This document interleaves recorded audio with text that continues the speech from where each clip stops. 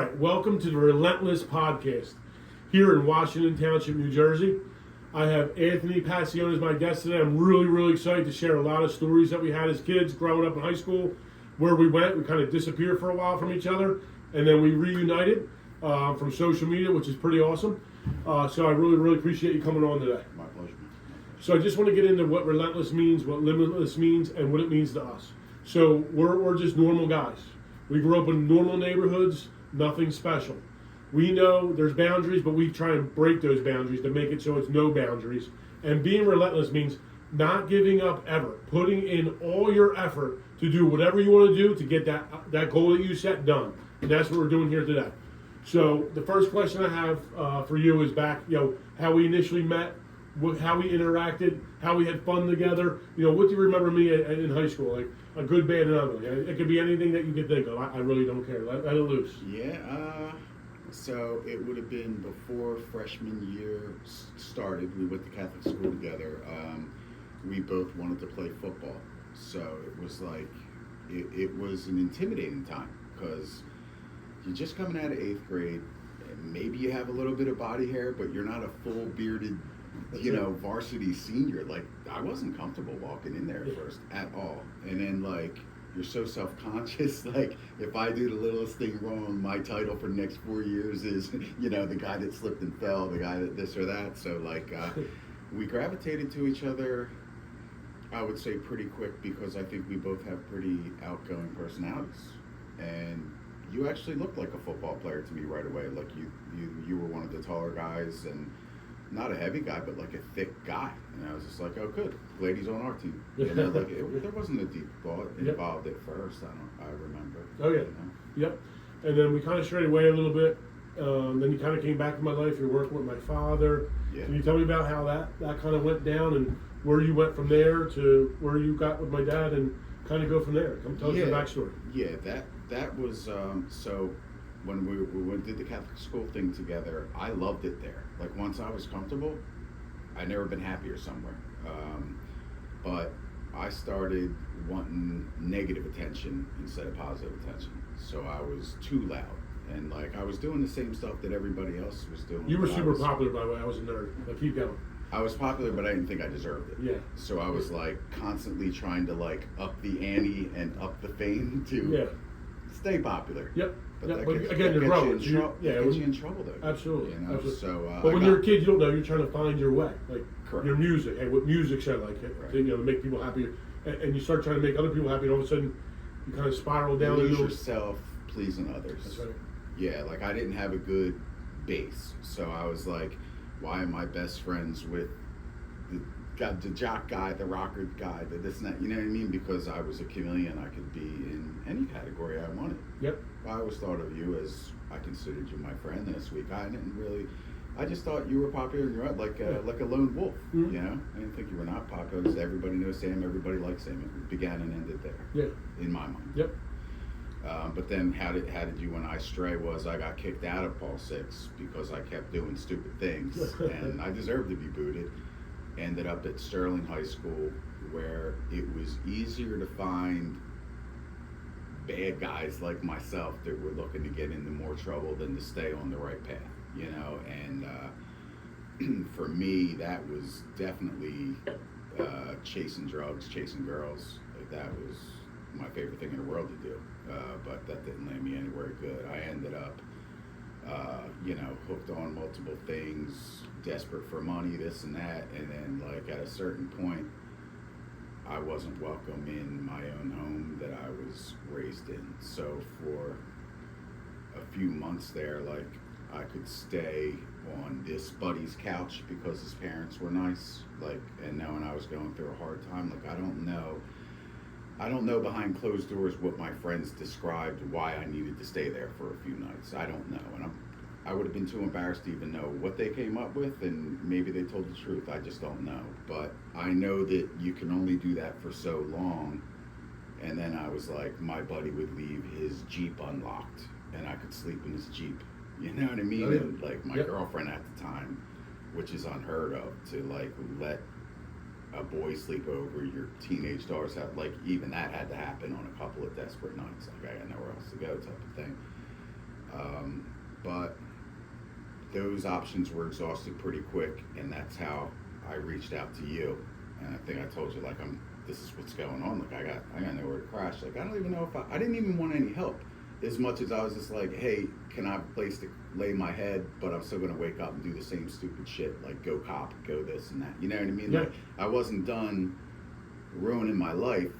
I just didn't want to be homeless yet. You know what I mean? So it's like, when I stayed with you guys, your parents, your mom thought I could be healed through faith and introduced me to the priest that was very close with your family. Yes. What is his name? Father Mazzarelli. Greatest guy. Yeah, he's a phenomenal person. He was leading like youth groups and stuff, and then like the weird thing was like I strayed from God because growing up Catholic, like there's a lot of like guilt and shame that goes along with doing stuff wrong. You know what I mean? And like everything is kind of like a test from God, and this and that. And I was failing those tests every day. So for me, it was easier to just become, I guess, atheist and turn my back on God, because I didn't want to go through the pain of prayer and facing God. So it was just easier to be like, you know, I'll bet these people are right. There is no God. Like, it was just gave me freedom to continue being grimy and not have to change. It was easier to turn my back on God in my mind than it would have been to change and face the music or ask for permission or forgiveness or something like that. So, but there would be little instances where good people would show me love, like your family, or put me around a holy person, and I felt whole again. But the wholeness I felt, I guess, wouldn't outdo the like craving for, I'm going to be sick if I don't get this pill, or I'm going to withdraw if I don't get that one. You know what I mean? So it was like it was a very temporary spiritual fix, but I was still craving the bad stuff. And that was when your dad, now I know how he was like, hey, you're this age, you need to start paying me when you were starting out. Like, your dad brought me to work with him. He's like, hey, at least I can teach this kid my trade in the meantime. Yep. And I didn't have a dad growing up, so I'm always looking for a father figure. I am a dad. At 44, I always gravitate to friendly older guys. I think that's something I'm going to do my whole life. Yeah. Alyssa's dad, my wife, fills that hole for me, but I still have this tendency to want to win the favor of older guys and be guided, because it's a hole I have. Yeah. Your dad filled that hole for me, and you know, he was trying to teach me his trade and this and that. My mind was just elsewhere. Like, I would show up, I would do what he asked me, but there was no independent thought. It wasn't anticipating his next move. It was more just like, I'll keep Sam's dad happy. Yes, I'll go out to the car and get to the van and get your screwdriver, but I won't. I won't take the initiative to go do it. I'll do it when you tell me to. Sure. Like, so I was like half there. Yeah. Half stoned, half there. Got it. And then once you started doing that, where did you go from there? Like, I haven't seen you in a long time. Then, I'm sure you had some rough roads, but then you had some battles, and you won those battles. How was that? Like, what did you do to go, hey, what was that breaking point where it said, you know what, I'm doing it, and I'm breaking out of it, and I'm not going back? What was that? What did that look like? So, okay, I got a great job through the Painters Union. Yep.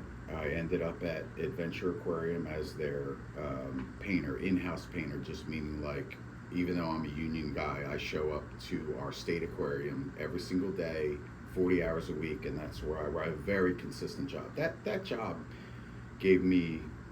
made me go from feeling like, hey, I work seasonally like teenager, to this is the first time like I felt like a man. It gave me the confidence to buy my first home, to get married, to have a child. Like, it did a lot for me.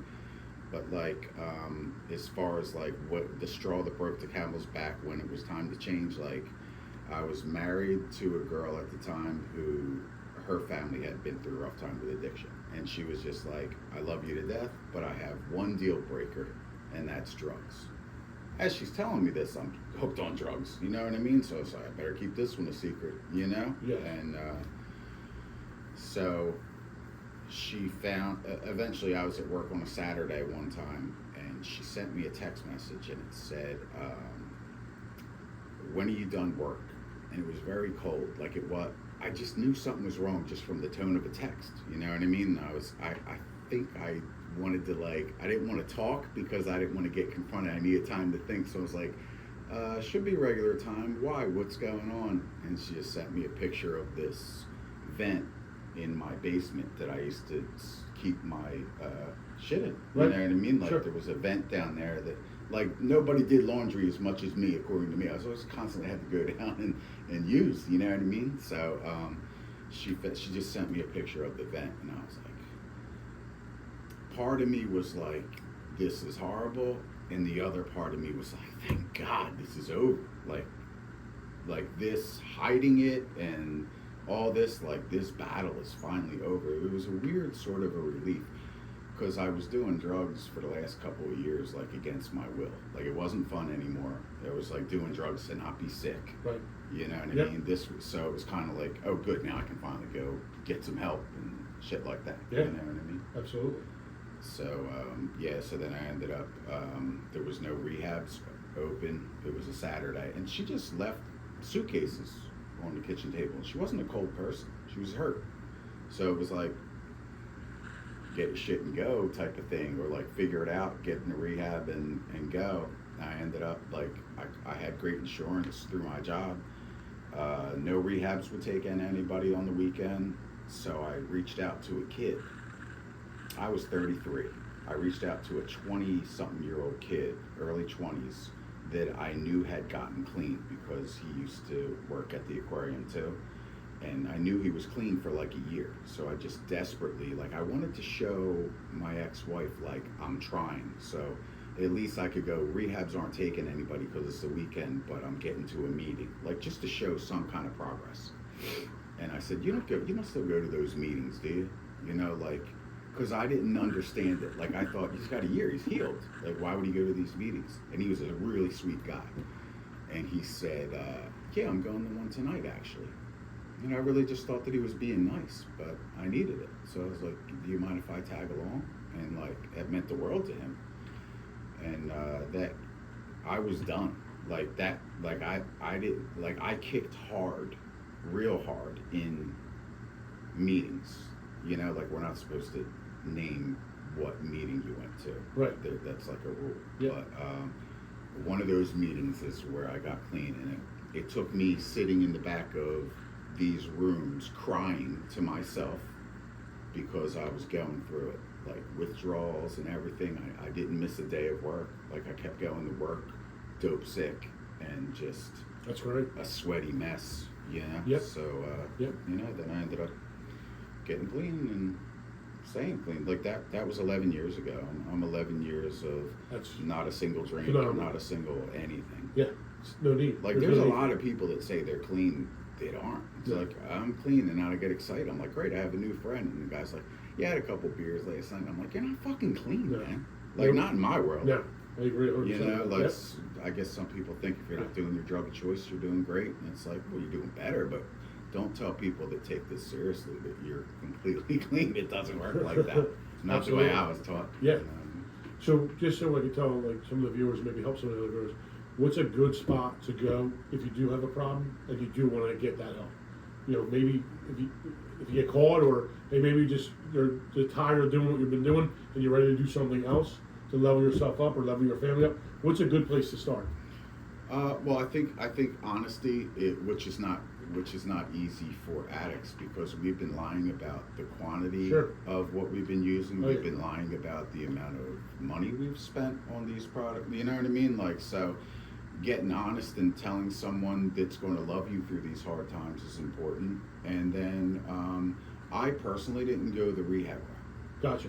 That's personal. So you can do it without the rehab, right? You don't have to go. 1,000,000%. A rehab might help some people, but you don't have to Listen, do that. man, there's people that were on drug court, ordered to attend meetings as part of their, I don't even know what it's called, probation, parole, whatever it is. Some kind of sentencing or whatever. Yeah, they were just there, to get a Just to paper get by. signed and shut their officer up, and Yeah. they ended up hearing things that really rang true to them. And some of these guys, when I went into recovery, they were the people I looked up to the most. That were there by accident. Right. You know what I mean? Oh, And yeah. stayed, and this guy's got 20 years clean. He's changed his life, and he wasn't even intended to hear that message. Yeah. That was a miracle. Absolutely. Absolutely. So now you have a beautiful family, not by accident, by what you've done. Sure. And, you know, what in the past that you've done kind of defines who you are today. And that's what I told you the other day. I feel like you have laser focus in everything you do. Like, literally, your kids, you're laser focused. You're like, hey, I got to do this. I got to say, hey, look, that 20 minutes, I'm going to give you that 20 minutes. I'm not going to make you wait another 20 minutes for me. You told me that the other day. Yes. You know what I mean? With your gym, for the last 2 years, you're laser focused on writing everything down, seeing where you're at now with, you know, I know you lift 5-pound dumbbells right now. Maybe next week you'll lift. I'm just kidding. But you write down you write down that number, and you're looking to get better. I'm always trying to improve. Correct. And you got so much to the point of improvement that, hey, look, me and you reunite on social media. You can talk about that in a minute. I think you said somebody wrote to you and said, hey, you know, Sam Demaio, kind of weird, but we'll talk about it in a minute. But then you took that, and I see driving you, and now you're here. We're talking about business things, and you want to do bigger things, not just for you, for your family. And let's talk about that. Like, hey, how did you meet up with me again through social media? We hook up. It's almost like we never missed a beat together. You know what I mean? Right. And now we're here. So tell me about that. So we had a mutual friend, Bill, and somebody posted an old picture of like our football team or something a while back. Okay. Is that Bill Douglas? Yeah. Okay. Yes. Okay. I remember that was years ago. I feel like Bill put that up. Maybe it was recently. I don't know. And you commented, like, where did TR ever go? I miss him or something. And I always thought of you as a friend. Yeah. But it's also been too long. Like, I wasn't going to make the first move. Sure. You know what I mean? Yeah. It's like asking somebody out, you know? Oh, It's yeah. like, let him come to me. Oh, that's great. So you said something like, oh, no, you go, I miss TR. He was a crazy mother. Did I say that? Something like that. You know? Yeah, that's awesome. And I'm like, cool, man, here's Sam. So, like, I said something underneath just to kind of tag you back, you know? Yep. And then I saw the way you were living and you looked happy and everything. And I was, you know, like, there was nothing but joy for you because of, like, I know how you were raised and I know that you work hard and I know where you come from. So I'm like, look, he's setting the world on fire right now. This is unbelievable that, like, yeah. I have a childhood connection with him. And I didn't really think too much deeper on it. I thought I would, you know, when you put up a picture that was cool or something like that, I'd compliment it and be on my way. But then how we really got rekindled as far as like face-to-face was you said something about one of my gym pictures, like tease me or something. Like, this guy's diesel, something goofy. Yeah. And I just like, am I big enough to hang out with you and your Guido friends yet? Like, making fun of your Jersey Shore scene. Oh, yeah. We And definitely you're like, you'd fit right in. Yeah. So I'm like, hey, all right, you know. But I still didn't think anything of it. Yeah. And then maybe a little bit later, I got an invitation to your son's birthday party. And I still, like, we haven't talked in so long, but I needed you to know that, like, I'm a package deal. Like, I don't do anything without my wife and children. Yeah, So I was great. like, private message. I'm like, hey, can my wife and kids come? Yeah, that's what it's all about. Yeah. You know? Yeah, I know that now. But, like, yeah, and it just felt right. Like, there's a lot of big shots at that party. Yeah. And you were over there talking to the union parent. Like, I got more of your attention than I think anybody did that day. Yeah, You know? absolutely. And, but it was never fully rekindled. It was like we did some surface level. Yeah, we'll get together someday. Let me take you for a tour of my house. You know what I mean? But it like left me wanting more. Like no, I really need to know what you've been up to. I'd like to know your wife. I'd like to know your son better. Oh, yeah. Was mine. So and then I will say a funny thing. Like when we pulled up, my oldest boy Anthony's 9, and he goes. Dad, does Sam really live here? And I said, yeah, we're at Sam's house. And he goes, oh, I thought it was heaven. Kids are cute. It's his house, yeah, man. kids say the coolest stuff. Yeah. And The because stuff it's they from come the up heart. with. Yeah, Like, there's no absolutely. filter. Like, he's like overwhelmed. You know what I Yep, mean? yep. And then I take him down to your basement. And he's like, thinks it's a Chuck E. Cheese arcade. Like, it was a wild thing. Yeah. But yeah, man, like, God puts people in. Like, it's weird because I was thinking about it the other night. Like, through hard times, you were there for me, and now, like, I'm so grateful that you can see me in a time of joy, Yeah. in a time of pride instead of at my lowest. Sure. Because, like, really, with all you have going on, if you weren't a fixer, I have no business in your life right now. Like you would have, yeah, I helped him when we were kids, but he's fucking crazy. That would have been good enough. Right. You already did me a solid. Yeah. But then to be like, come to my home, meet my family, you're welcome at our shore, like all this stuff, man. And it was like we never stopped. Yeah. Yeah. It was beautiful. Yeah, Awesome. yeah. Awesome. Now I guess the next step would be, hey, we got back together. You said, hey, let's go to dinner. What did I say? Oh yeah. So yeah, I shot him a text a couple days later because I did mean let's stay in touch. So I shot him a text something like, you know, I'd like to buy you dinner. You had my family over to your beautiful home. Like, let me repay you, take you out to dinner. And you're like, I can go out to dinner with anybody. I'd rather lift with you. I'm just like, this fucking rules. Like, I'm gonna run out of material before the appetizer. Like, yeah, let's go lift. Oh yeah. So yeah, that was cool. Yeah. We did chest and triceps together, and I thought you were a monster, man. I'm impressed. And the funny thing about you was, I know that you were dying on a couple of the things. I'm like, yo, we have 4 to go. And instead of being like 4 to go, you're like, I love it. Let's do it. Like that. Your answer to everything was, I love it. Like, no, I don't. Oh yeah. Yeah, I think it's important too. Like when you start to get real busy and you start to do time blocking and start to figure things out. You know, some of the things you don't want to do is waste time, right? And some things you do want to do is see how other people react in situations. So when you go to dinner, it's cool. What's a little informal, or maybe it's formal, and you can talk about whatever you want to talk about. But I feel like you're in the gym, you're getting it in. You can see the amount of motivation and drive in you because you have a shit ton of drive, and I love it. Nice. So that's going to be able to level me up too, because even though I think I'm like, hey, this guy's awesome. I can see him in a position of leveling up, and I can see the drive, and hey, that's kind of where we're at now. I'm trying to show you what I do, seeing where you like and will fall in or like, because again, I want people to be around me that want to level up, find a spot where they're happy, and make money from it too, and then build the whole business around that. That's where we're at right now. Right, and I'll say this because you threw me the compliment of my drive and this and that. I mean, whoever's watching this is already aware of yours, but what I'm most impressed with you about, there's a lot of material stuff. I never imagined that life for me. Like, that's not even on my radar. I'm impressed by it. I'm like, oh my God, this is beautiful, this and that. But what meant the most to me was that anybody that I introduced you to, like when we were at my gym, I know everybody. I love it. That's on home. Oh yeah. You know what I mean? Yeah. So like, I got a lot of buddies in there, and like Sam would be having all these important calls coming as he's trying to lift, but like he put anything down to give, like, oh, this is my buddy that works the day shift at the gym. I want you to meet Johnny.